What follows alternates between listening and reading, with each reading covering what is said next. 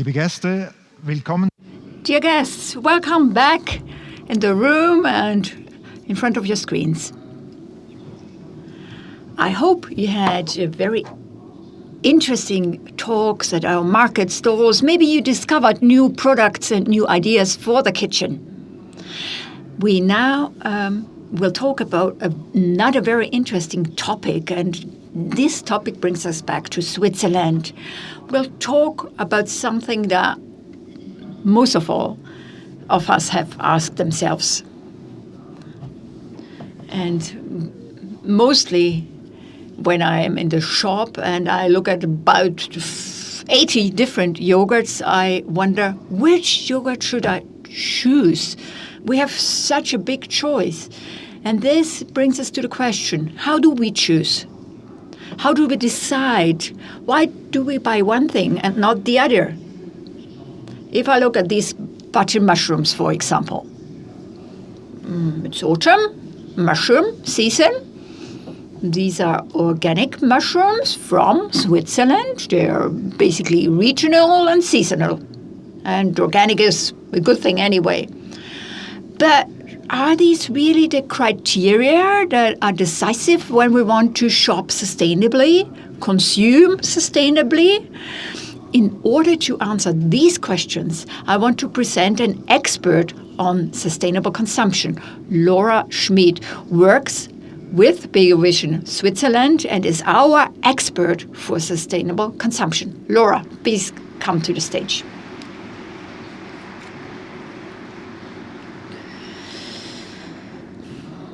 Laura, what do you think about my regional and seasonal mushrooms? Well, your thinking was quite okay, but it's not that easy. Let's have a look. See, we can scan the mushrooms. Alex, can we have that on the screen? Yes, for everybody. For everybody to have a look at. So we've scanned it at our Clever shop. It's the sustainability assessment.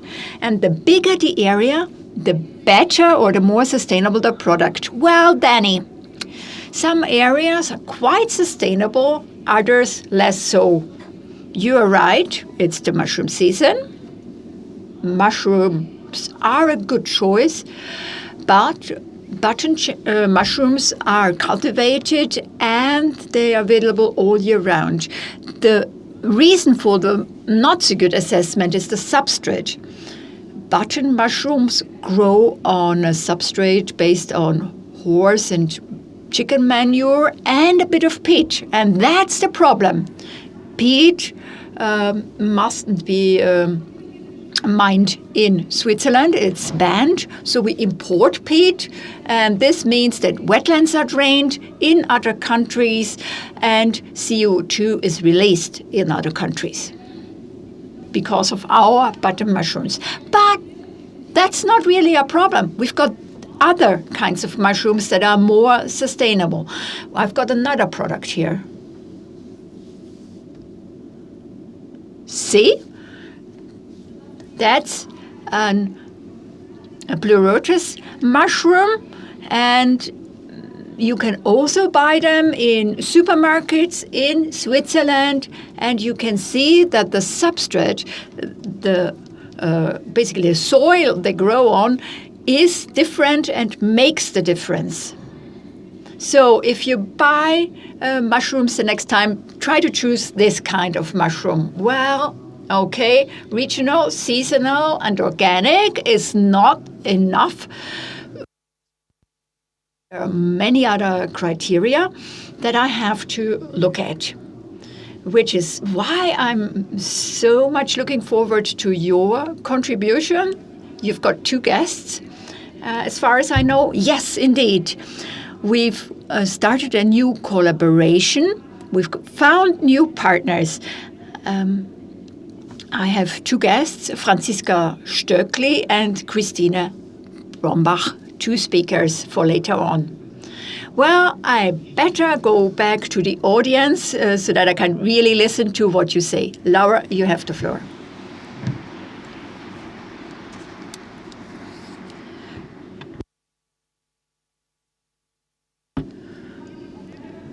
Yes, with Clever, we have stalls on the market, as you've seen in the break and as you can see on the picture. But that's not the only thing we do.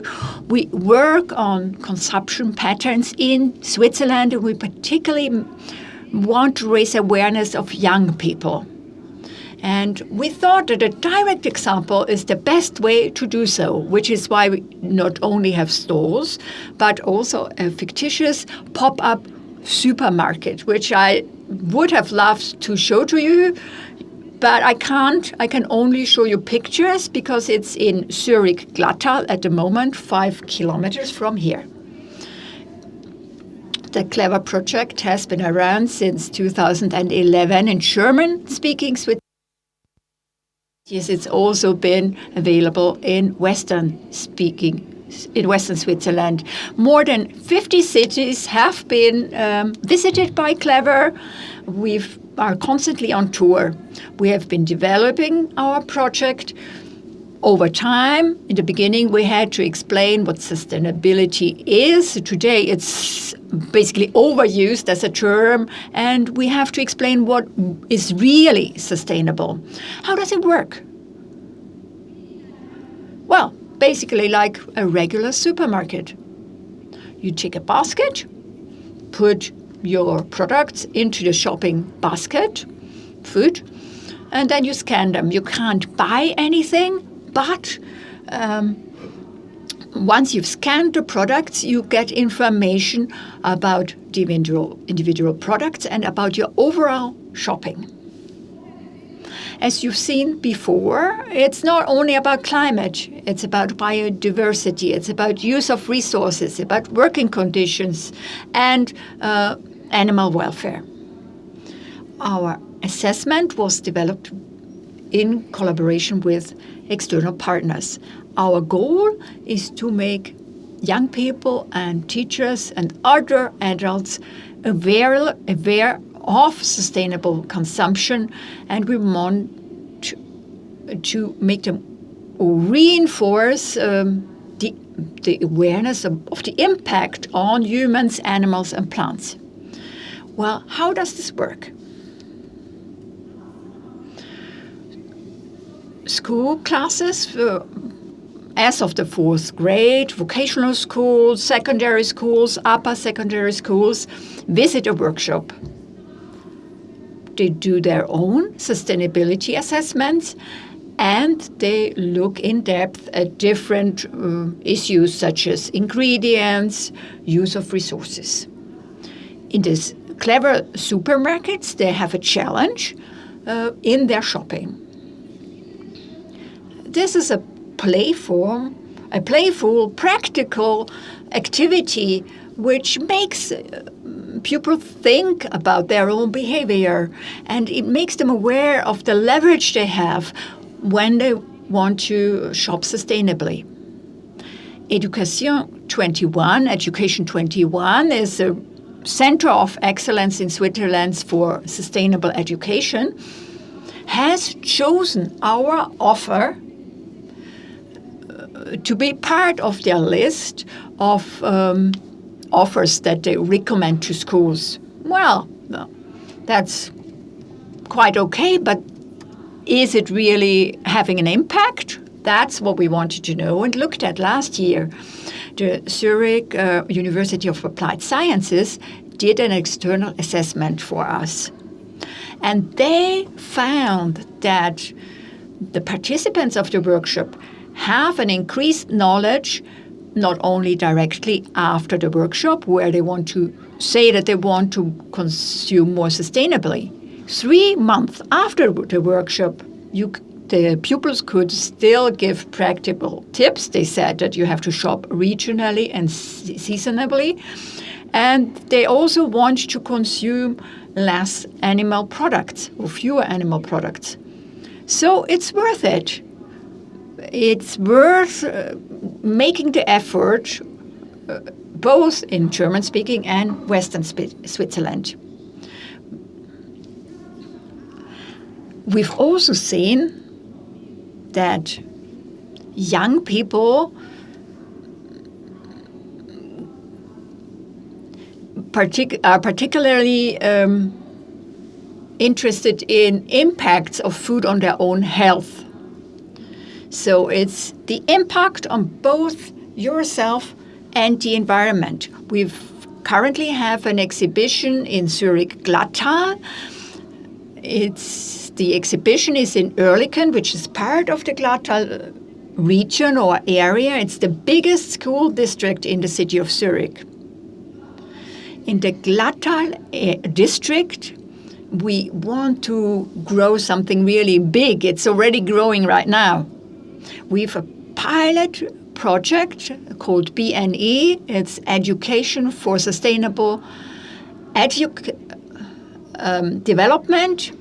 And we do workshops with young people on sustainable and healthy food. So Clever, in the 4 years to come, will be in the Glatttal district for 1 month, and 800 pupils in the Glatttal will be made aware of sustainable food. It's an enormous pleasure for us that Franziska Stöckli, who launched that project and who is the author of the Klimatopf cookbook, has launched a new cookbook, Klimatopf, Climate Pan in English. It's a cookbook that is perfectly suited to help the workshops to get across the message of sustainable food to pupils. Franziska Stöckli is my second guest. My first guest is another woman that I want to present to you now. Christina Brombach is also co-author of the Klimatopf Climate Pan cookbook. She is specialized in food science, and she will show us the scientific basis of that cookbook and will talk about sustainable food and viable food to you now. So please welcome Christina Brombach.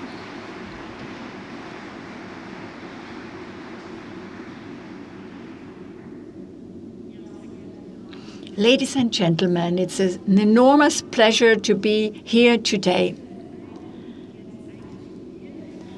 I will start in an unusual way. I will start with my main message. In the very beginning, I'd like to say that there are 5 points that I'd like you to take home. First message: climate change is human-made. We know that. Second, we know that we have to act urgently. Third, we use many more resources than we should use. Fourth, business as usual is not an option. Not acting is not an option. And fifth is that we have hope. And my approach is to take you on a journey where we can do something that is viable every day. We can do something that is useful, viable, and sustainable. We can do something when we eat. We eat several times a day, every one of us. And in the way we eat, we influence our environment. We witness so many crises at the moment. Poly crisis is a new term. The latest reports are not very optimistic as regards climate change. And we know that the agro-food system is responsible for about 1/3 of the greenhouse gas emissions. And I want to have a look at this field from the point of view of our ability to act. And together with Franziska Stöckli, my co-author of the new cookbook, I want to show to you how we are active together with young people and how you all can be part of that journey. A few figures. where are we as regards climate change in Switzerland? You can see the mean annual temperature from 1867 up to today, and it's the last year is 2022, and you can see that the mean annual temperature is on a constant increase, or has been on a constant increase in the past years. And this has a lot of negative impact. You can see them right now, right here, the Rhone Glacier in 2015 on the left-hand side, and in 2024 on the right-hand picture. It's dramatic to see how climate change is developing. Food production is one of the driving forces of climate change. We've got 3 points of leverage in Switzerland, and not only in Switzerland but worldwide. We've got housing, we've got food, mobility, transport, and food. These are the 3 leverage points in Switzerland and worldwide. Food is highlighted on the slide, and you can see that the red part is caused by imports, and about 2/3 of the food impact is food that has been produced abroad. These are Swiss figures. So you can't say, well, we don't see it, so we don't cause them. That's not an option. This brings me to the way forward. How can we act? What is our point of leverage? How can we help climate protection? Franziska Stöckli will talk more about what I'm going to present now. It's the Planetary Health Diet. It's a scientific group, has been thinking about sustainability and health. They wanted to bring these two together, and they developed a recommendation on a global level. It shows how we can implement a way where we can feed 10 billion people worldwide with the available resources, so that our children and grandchildren also have enough food. We try to take a fair approach for all. So I want to have a look at it from a global level first, and then come to Switzerland and to a very concrete level in daily life, which will be what Franziska Stöckli is going to talk about. So this is our plate of the future. This is how we should eat if we want to reach our sustainability. So half of the plate should be plant-based food, and there should be a reduction in the high share of meat-based food. It's not a vegan or vegetarian nutrition or diet, but it's a diet where we eat many more vegetables and fruit. So plant-based food is we also want to reduce food waste. We waste about 330 kilograms of food per head and year, and that's too much. So we have to find a way to do things differently. We have to find different agrarian structures so that we can reach our sustainability goals. This is a picture from the Climate Cookbook, where you can see food that are good examples of the shares that we want to have in the future. I have a few practical tips for everyday life that are going to show you that food can also be something that can be enjoyed. We can do something good for us and for the environment and for animals. We know it. We have a tradition where we didn't eat meat every day. We had our Sunday roast once a week. We can have a Sunday roast. We can have meat as something special.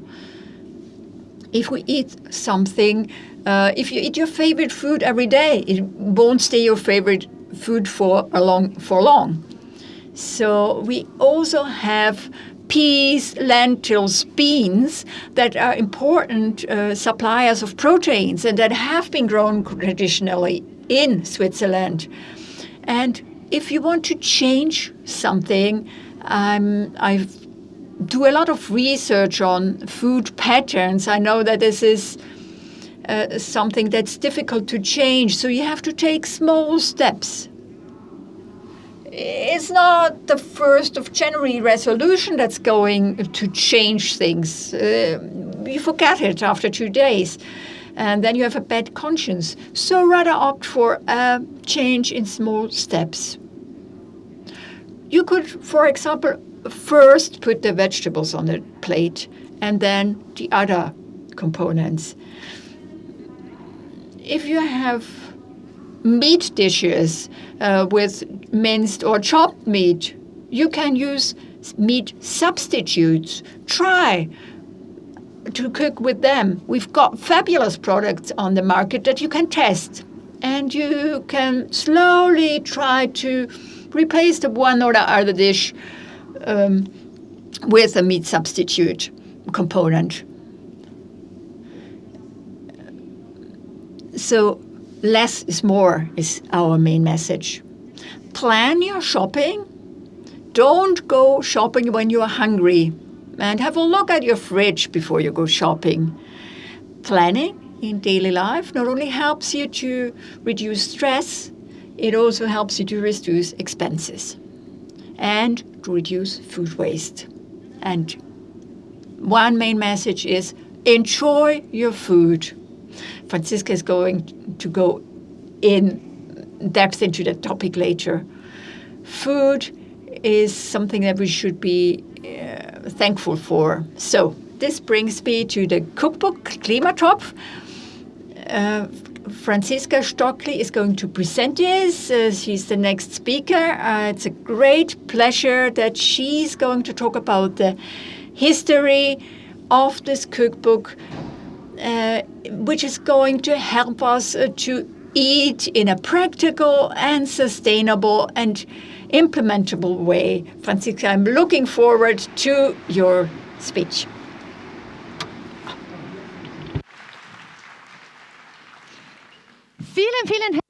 Thank you so much. I'm very happy to be here today. I'm mainly here as a representative for many teenagers. They have contributed to the cookbook Klimatopf, and they also have contributed to its predecessor, the Green Topf, so the Green Pot. Many of the teenagers that were involved back then have gotten older. My background is I'm a teacher for primary and secondary schools, and I work at the Zurich Glatttal district. I'm the head of the project Stay in School. And just remember these three letters, B and E, which in German is education for sustainable development. You might be familiar with the cookbook Green Topf, and it is the product of many great young people. They were at my school in Frauenfeld time out. As you might hear from my accent, when I speak Swiss German, you can tell that I'm from the eastern part of Switzerland. So that was a project of many teenagers who at some point did not come to school anymore because it was very challenging. But we cooked together every day. And then we tried to figure out what we could do so they could present their favorite foods from their countries to as many people as possible, so they could show the people what kind of resources they had. And people might have had a negative perception of them in the beginning, but we wanted to change that and use that energy. And this is how we launched the product in 2017. They actually introduced the whole project and they gave many inputs. They were supported by many partners, specifically Hiltel restaurant and publishing company for teaching materials in Bern has also supported us. And from one day to the next, this cookbook became a huge success. And I am so happy about this for the many teenagers who were involved in it. Proud authors, and that was, of course, a big thing for them. They were invited from their small villages in eastern Switzerland to the big city of Zurich, so that made them feel very special. And I would like to share a small story from one of these guys. He was kind of a cool guy who loved to ride his motorbike. And he once called me and said, I was actually going to go on a ride without my helmet, but I'm quite famous now. I mean, if the police would catch me without helmet, that would have negative consequences. And I think if you can give that kind of idea to the people, to the teenagers, that they are empowered, then we have done our job well. This is a class that I was with in Oerlikon for 3 years.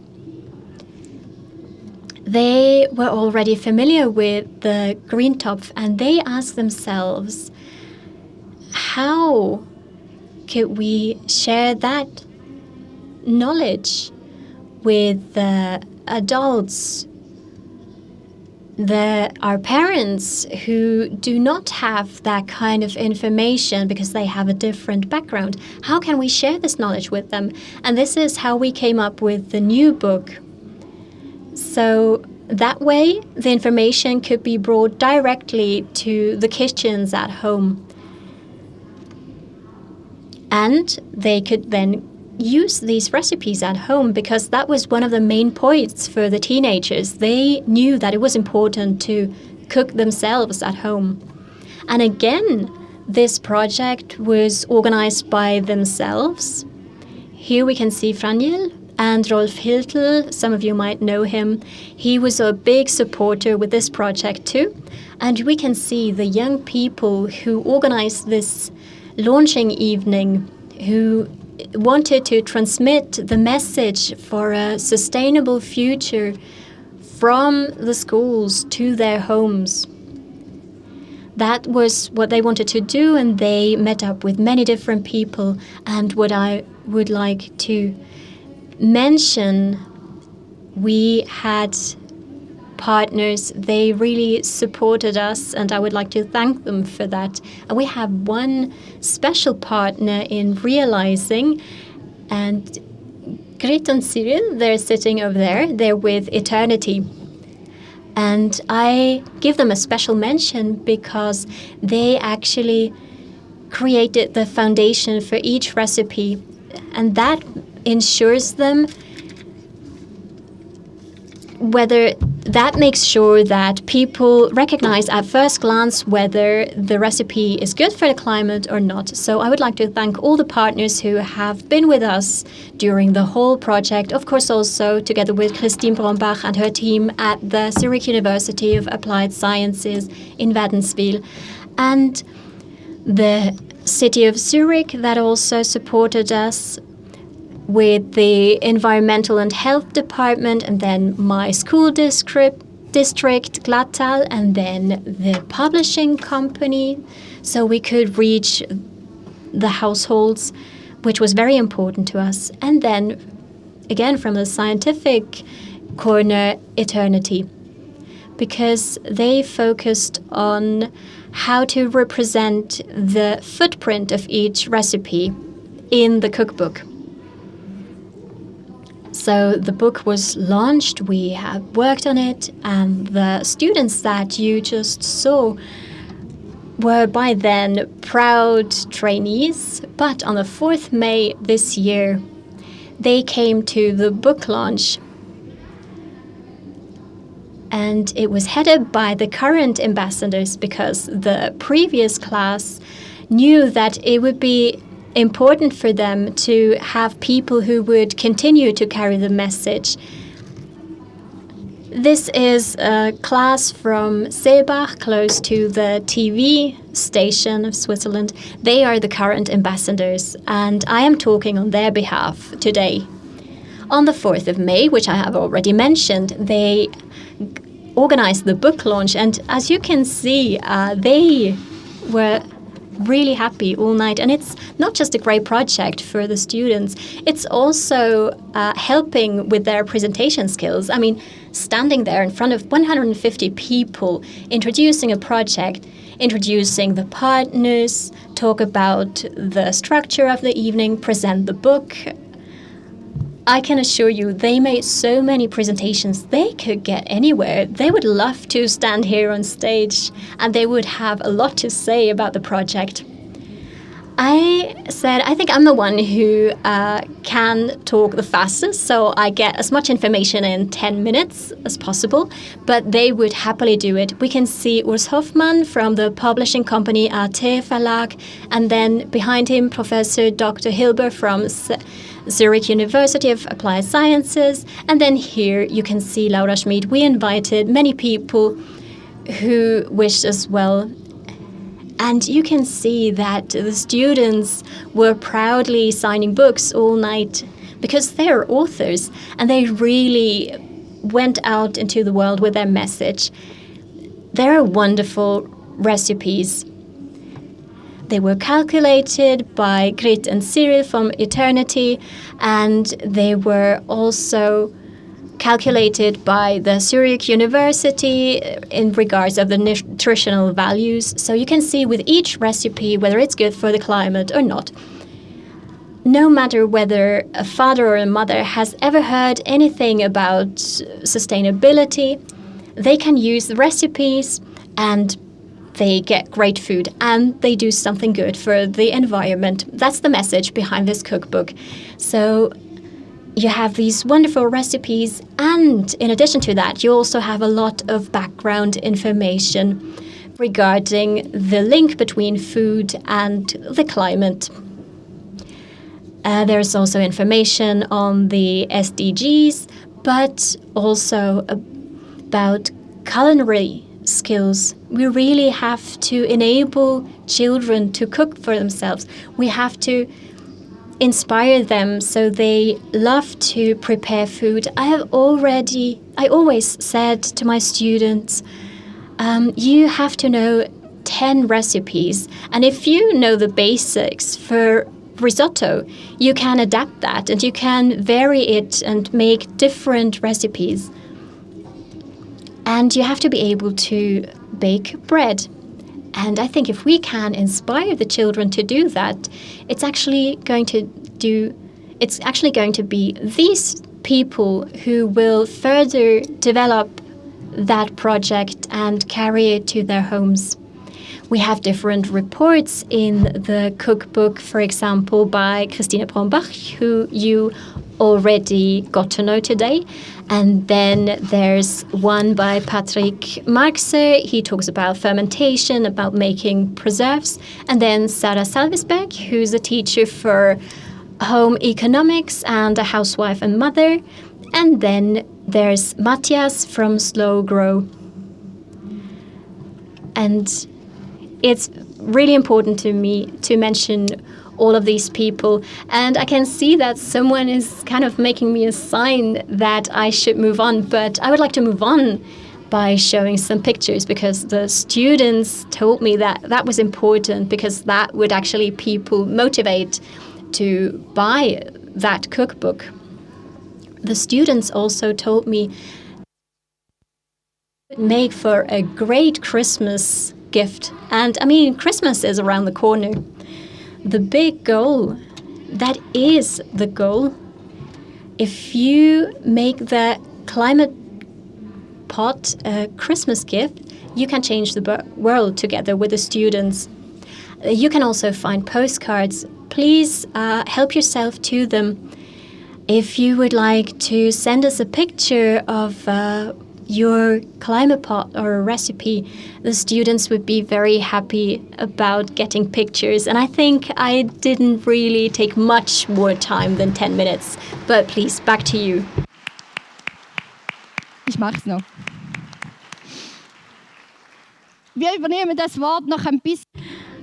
Okay, we'll keep the floor together for a bit. We have a shared project, BNE, and you can find that online. And you can find all the offers that we have there together with the city of Zurich. One is the Clever exhibition that is right now in Oerlikon at the Thurgauer Straße. And I'm very happy that we are going to hear more about it from you. Und wir haben gedacht, wir möchten so gerne Ihnen einen... We want to give you an insight into that exhibition. We can show you pictures. And the question is, can we make a video? And we've managed to do a video. It's 30 seconds long. You see a lot of pictures in our video to give you an impression of our exhibition, because we wanted you to see how that collaboration works. So.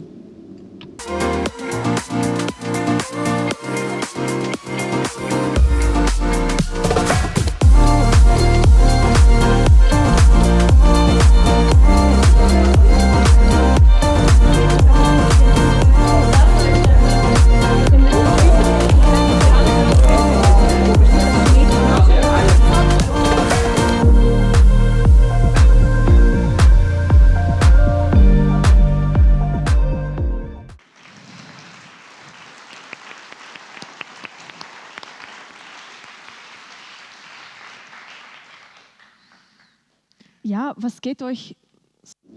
So, when you see that latest video, what do you think about? Well, these are the pupils. These are our ambassadors. And on Tuesday afternoon, they were all there to make a film because they are so committed. Climate Forum of the city of Zurich. These young people are so inspiring. They are our future. They move things. This is great. Yes, this really is a reason for optimism. This is what I said. We can change things every day.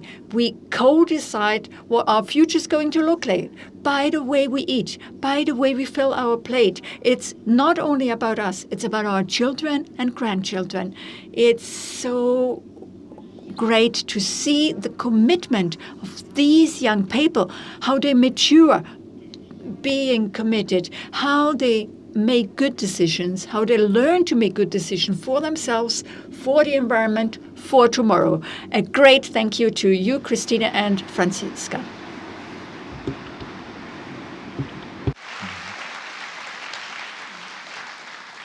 Ich mach's kurz.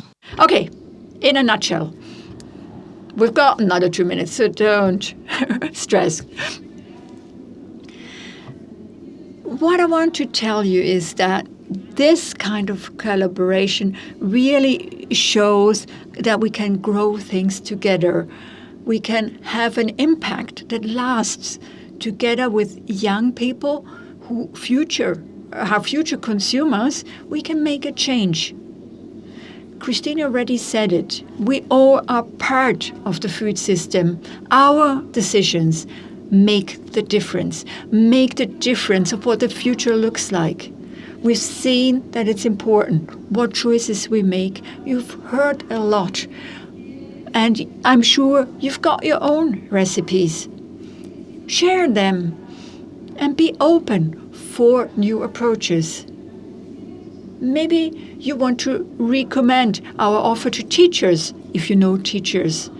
If you want to have a look at the Clever exhibition yourself, then come and see us in the Glatttal on Saturday the 2nd, and on Saturday the 9th of November, the exhibition is open to the public.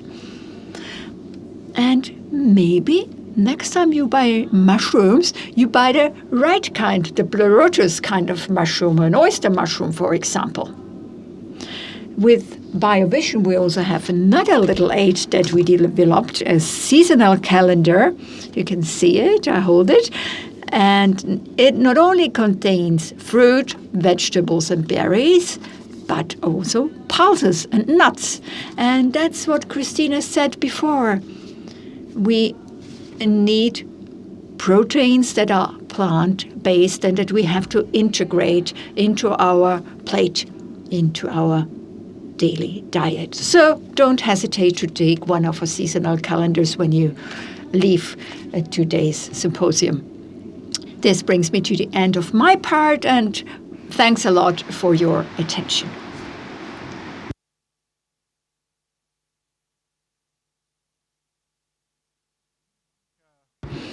Thank you so much for these really interesting insights. Yes, I did understand that I have to be careful when I shop mushrooms.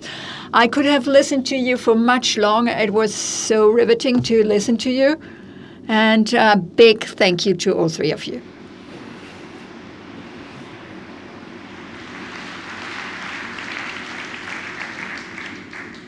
Ja, die Beiträge.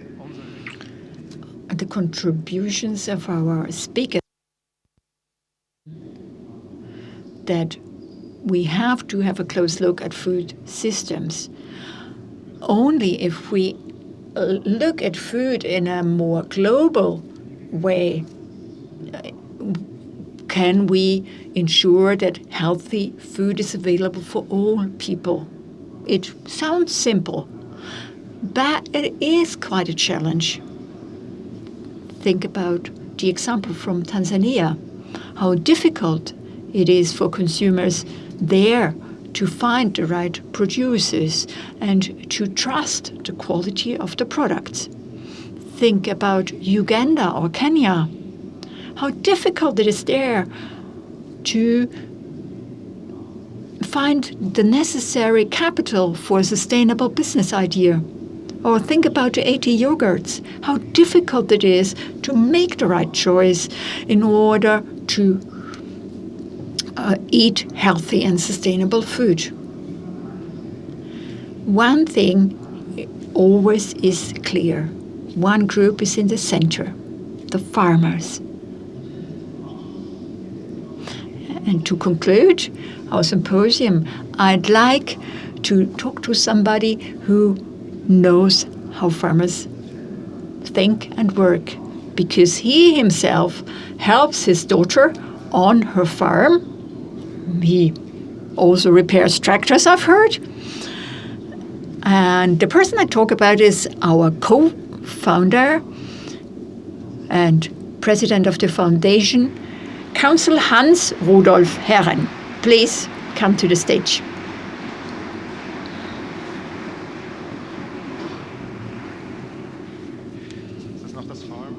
Is this your farm outfit? Well, the sun is not quite like the California sun, but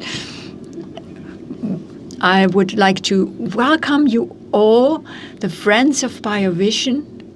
It's great to have you back here with us. The speakers were so positive, so inspiring. It's a great pleasure to hear what they shared with us. We've got so many approaches, more than we usually think of, and all these approaches have a positive impact on the future. But a lot remains to be done, and we always say, we'll continue our work. During the whole afternoon, we've talked about the many people and the many layers we need to transform the food system in a sustainable way. We've been talking about supply markets, for example, challenges in financing, awareness raising. All these issues probably also are important for you as a farmer. How do you tackle that complexity? Of course, I've also experienced all these issues because I'm not only the president of our foundation council, and I also work with an institute in Washington. I've also become a farmer, as you can see on the pictures. So it's always important to act the way you preach. And theory is simple. Practice is different. In particular for farmers. Farmers face a lot of risks. On the one hand, they need clients for what they produce, and they are completely dependable on the weather, and the climate is changing. So if you face a daily challenge, every day when you go outside, you learn something. What is important in that situation, and what I've learned in the past years, is that everything is interconnected. If you produce something, you have to be able to sell it, for example. Me and my daughter and my wife, we also sell our products on the market. It's not simple. You have to get up really early with your eggs and vegetables. We've got 150 ducks, and we produce duck eggs. That's our main product. So people say, "What's that? Duck egg?" And some people only take half a dozen, and they come back next week and they buy 2 dozen eggs. And many people told me, "I only want duck eggs from now. I don't want chicken eggs anymore." So if you have the chance to taste duck eggs, do. And these are really big eggs. And if you like to bake, you can have excellent baked goods with duck eggs. But this brings me back to the complexity. What we need on top of that are good directives for the farmers, for the consumers, and for the in-between. The government has to have good laws that ensure a sustainable and diverse food system. That's part of the overall picture. So you are dependent on other players, other people, as a farmer. You are dependent on factors that we can only partly have an influence on, such as the climate. Yes, you're completely dependent as a farmer. If you've got an idea, the question is, can I sell that idea? Can I sell the product? Yes or no?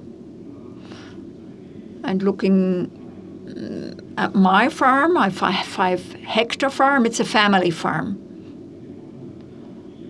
We want to be organic. We want to be certified organic. And for 2 years, we have been filling out forms in order to get the certification. And maybe next week or the week after that, we can really be labeled organic, as an organic farm. And that's not right, is it?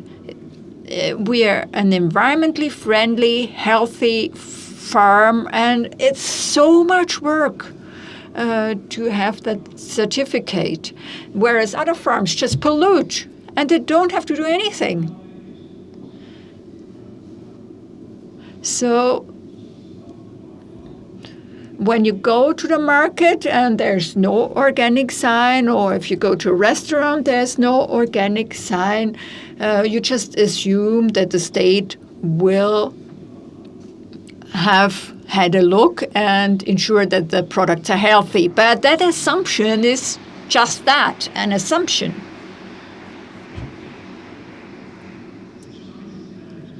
Well, it's nothing new.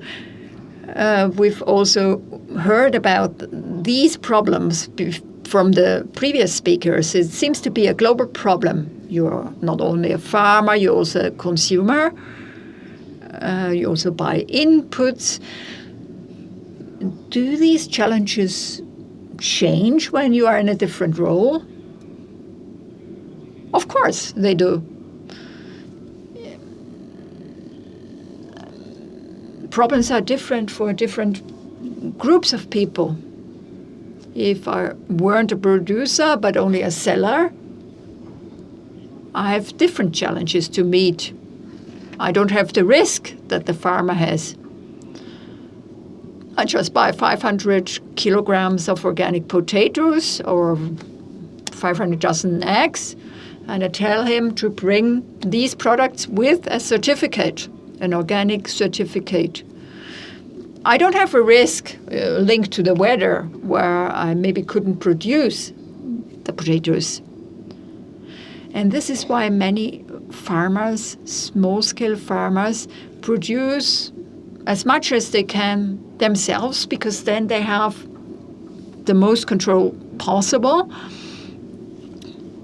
and their profitability is bigger.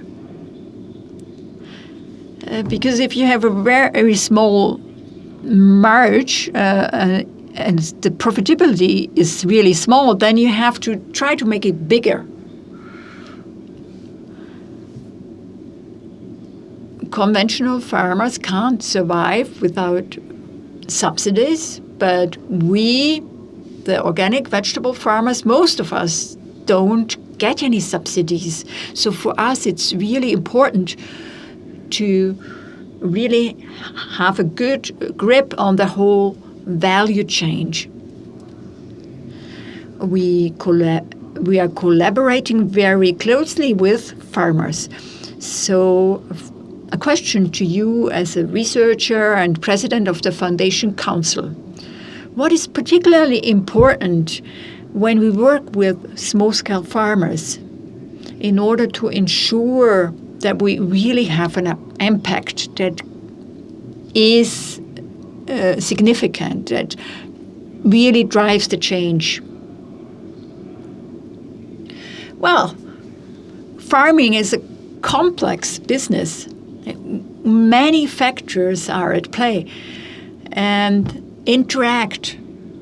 This is why it's so important to find solutions, because the environment changes, demand changes, everything is in a constant flux of change.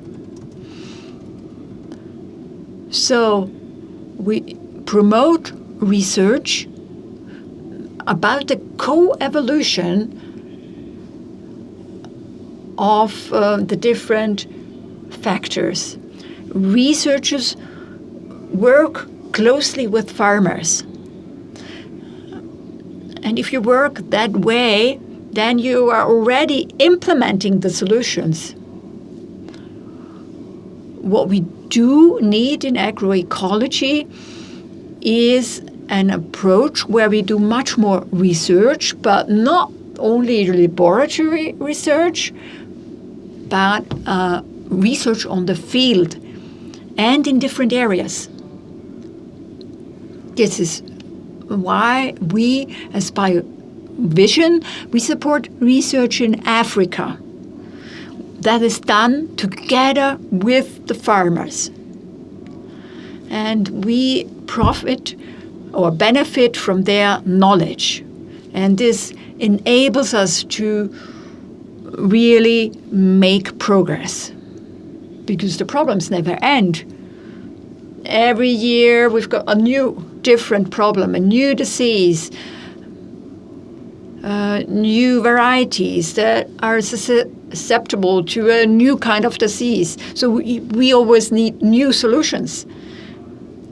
And we mustn't forget that part. Implementation is important, but you also need something to base your work on. It's great to listen to you, because that's exactly what we do as an organization. We do meet these challenges together in our everyday work. And I do think that we make a significant contribution. Yes, our previous speakers have shown that we have the right approach. The past 25 years have shown us that we do the right thing. But we have to continue to do so. And we need you to do that. Hans,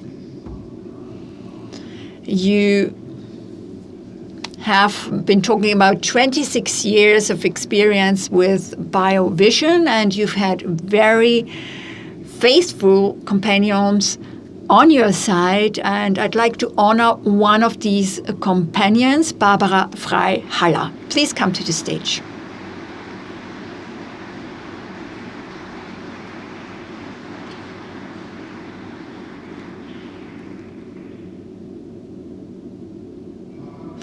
Barbara.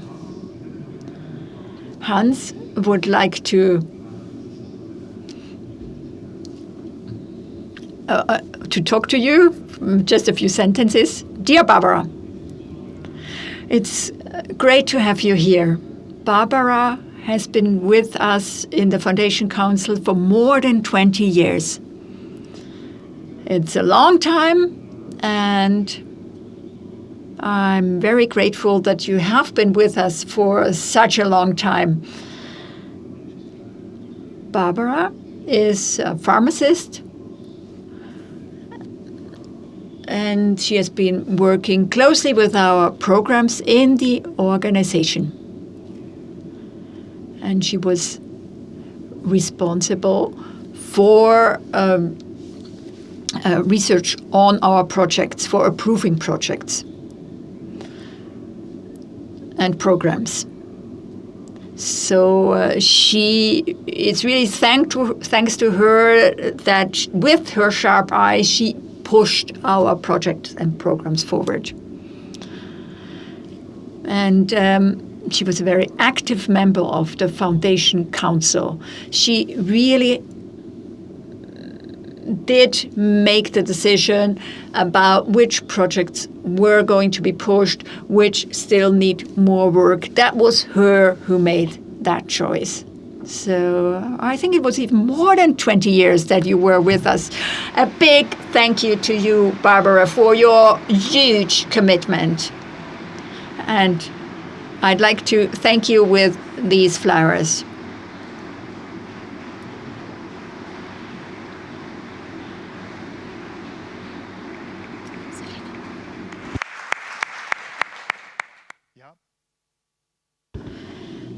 Well, we not only say goodbye to Barbara, but we also say hello to a new companion. Barbara will change to Biovision Africa Trust, so she will move to the African part of Biovision. But we've got another person that is coming back from that very trust, Andreas Schreiber. So, Andy? Andy, welcome back. You know Andy. He was our former CEO at Biovision and then stepped back to work with Biovision Africa Trust, where he was a trustee. And this is the organization that Barbara is going to work for in the future. Andy, what are your plans? I've got a lot of plans. But I won't tell you about all my plans because I want you to come back next year. It's a big honor to be invited to the Foundation Council of Biovision. Everybody brought something. I haven't brought anything, but I will use my hands for work. Well, I'm joking. I've brought something for Barbara. In the past 4 years, I was active in the Biovision Africa Trust in Africa. I've been living on 2 continents, so to say. And Barbara, you can really look forward to your new job. We've got a feeling this afternoon that this continent is full of young people and really well-trained and motivated young people. And it's such a pleasure to work with these people and our partners. In order for you to believe me, I've brought something. Oh, wait, Andy, I have to interrupt you because we've got a surprise, and the surprise will come at the very end. There. Okay, we'll have to slow down here because we're nearly at our end. But we've got one more important point. Our main prize still has to be chosen. So while we wait for raffles to come to the stage, I'd also like to invite all the speakers of this afternoon.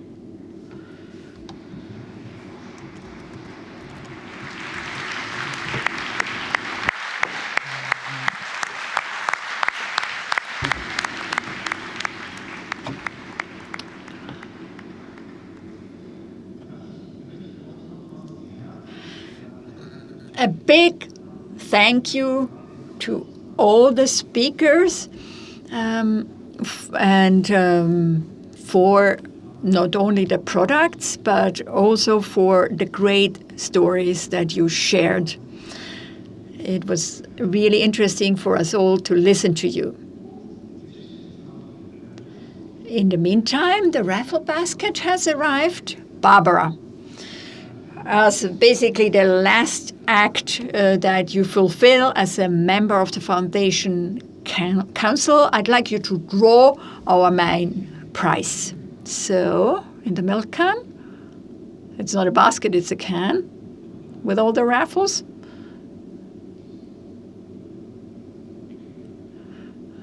So is it butter or no, it's a raffle. The winner is Gerhard Rutishauser.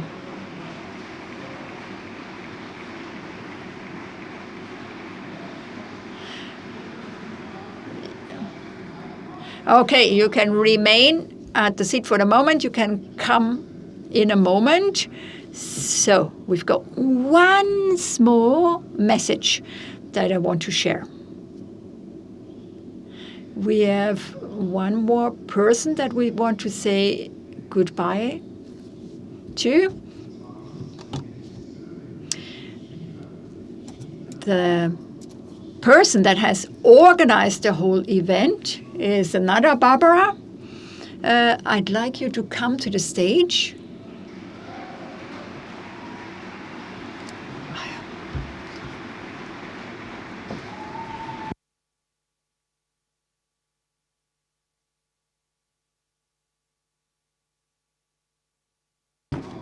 Barbara, you can't hide. No, we didn't have an agreement on that. Well, Joris told me we have to improvise. So this is the very moment of improvisation. In the name of the whole staff of Biovision, we want to thank you for your creativity. It's the events you organized there. Such a great job you did, and this really merits a big thanks.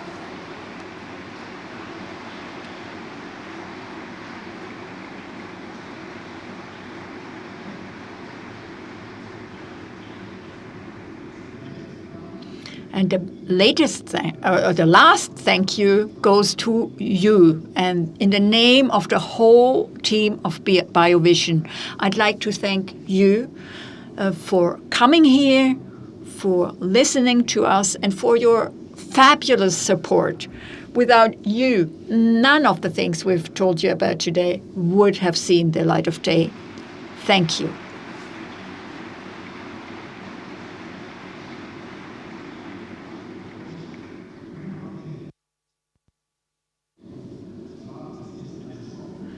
We come to what you wanted to present. It's a song produced by Biovision Africa Trust.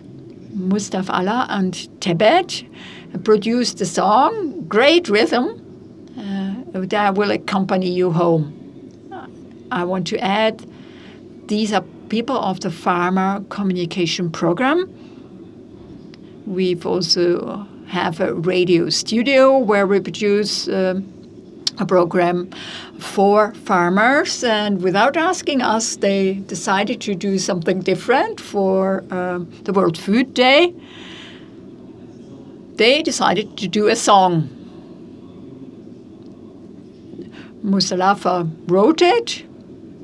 He and a friend, a videographer and composer, then composed the song, and then they found that one of the extension officers is really talented, not only in farming but also in singing. So have fun, listen, and go home with that rhythm in your blood and come back next.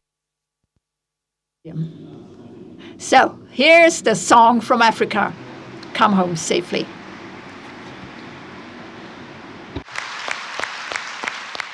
Introducing the young and finest in agriculture. Extension Officer Chebet, Moose, Biovision Africa Trust. Simon saying agroecology is growing strong. We're gonna make it right. Agroecology is growing strong. We're gonna make it right. From the soil to the soul, together we unite. From the soil to the soul, together we unite. Empowering the youth, the women too. The visions realized. Empowering the youth, the women too. The vision realized. A better life, better future. Tuzidi kupambana. A better life, a better future. Tuzidi kupambana. Oh, for I know, for sure I know. Tuzidi kupambana. For I know, for sure I know. Tuzidi kupambana. Kilimo bora si kilimo. From the ground up, let's rise up, feel the beat. Women at the forefront, youth moving in the street. Growing crops with care, agroecology is key. Sustainable, green, that's the vision we see. No more hunger, no more fear. We got the right to food, the future is here. Nurture the land, let the seeds grow free. Empower the young, let the women lead. Let the women lead. A better life, better future. Tuzidi kupambana. A better life, better future. Tuzidi kupambana. Oh, for I know, for sure I know. Tuzidi kupambana. For I know, for sure I know. Tuzidi kupambana. Regenerative agriculture gone. Mulching and bush and wool. Regenerative agriculture gone. Crop rotation and minutic. Conservation agriculture gone. Composting minimum tillage. Conservation agriculture gone.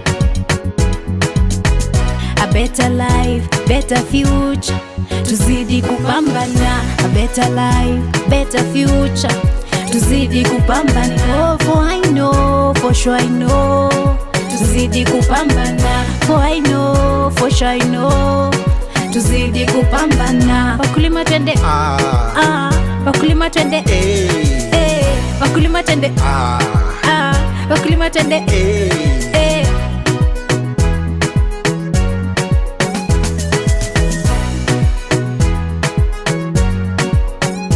Extension Officer Chebet, Moose, Biovision Africa Trust. Simon saying